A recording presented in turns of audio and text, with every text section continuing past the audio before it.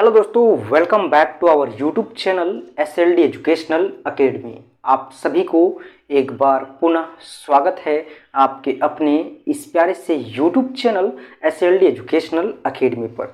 तो चलिए दोस्तों, आज हम लोग शुरू करते हैं जो आपका डाइजेस्टर मैनेजमेंट है, इसका पीवाईक्यू यानी कि जो आपदा प्रबंधन आपका जो एसएससी पेपर है यानी कि स्किल एनहेंसमेंट कोर्स, इसका पीवाईक्यू जो आपका प्रीवियस ईयर में जो आपका 4 ईयर अंडर ग्रेजुएट प्रोग्राम के तहत न्यू एजुकेशन पॉलिसी के अकॉर्डिंग जो आपका क्वेश्चंस दिया गया था और आपका एग्ज़ाम लिया गया था, उसके अकॉर्डिंग जो है वो आपका कौन कौन सा प्रश्न पूछा था और आपका कौन कौन सा जो है वो प्रश्न इम्पॉर्टेंट है। आज हम लोग इस वीडियो के अंदर हम लोग कंप्लीट डिस्कशन करेंगे, तो आप लोग हमारे साथ कंटिन्यू बने रहें। इससे पहले भी हम लोगों ने वो बहुत सारे इम्पॉर्टेंट क्वेश्चंस को कवर किए और वो सारे क्वेश्चंस को हम लोग देखे, लेकिन आज हम लोग जो है वो स्पेशल जो है वो पीवाईक्यू को देखेंगे कि यानी कि आपका जो प्रीवियस ईयर का क्वेश्चन है वो क्या बोल रहा है। तो आप लोग जो है वो देख सकते हैं कि आपका जो है वो क्या है। पहला जो है वो आपदा क्या है। आपदा क्या है आपको बता दें कि ये जो आपका यहाँ पे दिख रहा है आपका ये 10 है, ठीक है, 10 प्रश्न। ये 10 प्रश्न आपका 1 into 10 होगा, यानी कि आपका 10 नंबर का होगा। और आपका यहाँ पे देखिए ये जो आपका प्रश्न है ये सभी आपका 5 नंबर का होगा, ये भी आपका 5 नंबर का होगा। ये आपका जो है 1 into 10 होगा, है ना। तो यहाँ पे आपको जो है आपको मिलेगा एक क्वेश्चन बनाने के बाद आपको 1 नंबर। आपको ये सभी प्रश्न को क्या करना है, परिभाषित करना है। यहाँ पे देख सकते हैं जैसे बोला है आपदा क्या है, तो आपदा क्या है यानी कि कम से कम शब्दों में, यानी कि बोला जाए तो एक सेंटेंस में।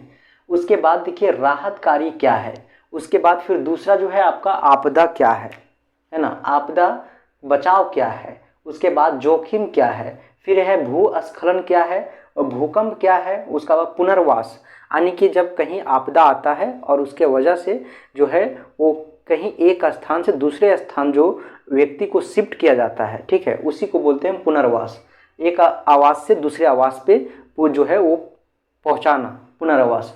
उसके बाद आपदा प्रबंधन क्या है, उसके बाद जंगल की आग क्या है ना, जंगल में आग जो लग जाता है उसका क्या परिभाषा होगा, उसको परिभाषित करना है। चक्रवात क्या है। इस प्रकार से जो है आपको टोटल 10 दिया हुआ है, ये सारा प्रीवियस का है, ठीक है। और आपको बता दें कि इस बार भी जो आपका पैटर्न होगा यही होगा। आपका जो है यहाँ पे जो आपको 10 नंबर का दिया है क्वेश्चंस, यहाँ पे जो आपका 10 है एक एक नंबर का, ये हो सकता है आपका कम बेसी हो सकता है आपको यहाँ पे जो 10 दिया हुआ है वो 5 ही दे, और 5 आपका जो है यहाँ पे 2 क्वेश्चन 5 नंबर का दे देगा, तो आपका जो है वो 10 नंबर हो जाएगा। और आपको पता होना चाहिए कि जो आपका ग्रुप ए है वो आपको 15 नंबर का पूछा जाएगा, क्योंकि आपका जो एक्सटर्नल एग्जाम है वो 75 नंबर का होगा। और आपका जो ग्रुप बी होगा, ग्रुप बी, ये आपका 60 नंबर का होगा। 15 नंबर का एक क्वेश्चन आएगा, जिसमें आपको 6 क्वेश्चन में से आपको 4 क्वेश्चंस को अटेम्प्ट करना है, और 15 इंटू जो है वो 60 हो जाएगा 4 से। तो इस प्रकार से आपका ग्रुप बी है। ग्रुप ए के लिए जो आपका है, देखिए यहाँ पे आपको जो प्रश्न दिया हुआ है, ये प्रश्न हम पहले भी करवा दिए हैं, लेकिन आप लोगों को प्रीवियस ईयर क्वेश्चंस में दिया हुआ था, इसलिए एक बार हम लोग पुनः इसको देख लेंगे और इसको बनाने का प्रयास करेंगे। नेक्स्ट वीडियो जब भी आपका आएगा तो इसका जो है वो आंसर का आएगा। अब जो है वो क्वेश्चन सफिशिएंट है, आप लोगों के लिए बहुत सारा क्वेश्चन हम दे दिए हैं। अब जो है क्या करेंगे कि जो भी आपका मोस्ट इंपॉर्टेंट क्वेश्चंस है उन सभी क्वेश्चंस का आंसर करवाएंगे।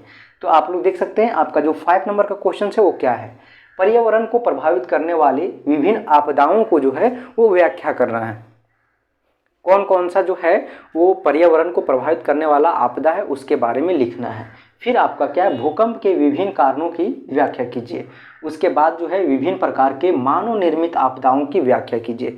आपको पता होगा कि जो है वो मानव के द्वारा भी जो है वो बहुत सारे आपदा को क्रिएट किया जाता है, तो उन सभी आपदाओं के बारे में जो है वो लिखना है। ये प्रश्न हम पहले भी करवाए थे दोस्तों, लेकिन फिर भी आप लोगों को एक बार रिपीट करा दे रहे हैं, क्योंकि ये जो है आपका वो पीवाईक्यू में आया हुआ है। तो फिर मिलते हैं हम लोग दोस्तों जहाँ पे हम लोग इसका आंसर करेंगे। तब तक के लिए आप लोगों को बहुत बहुत धन्यवाद।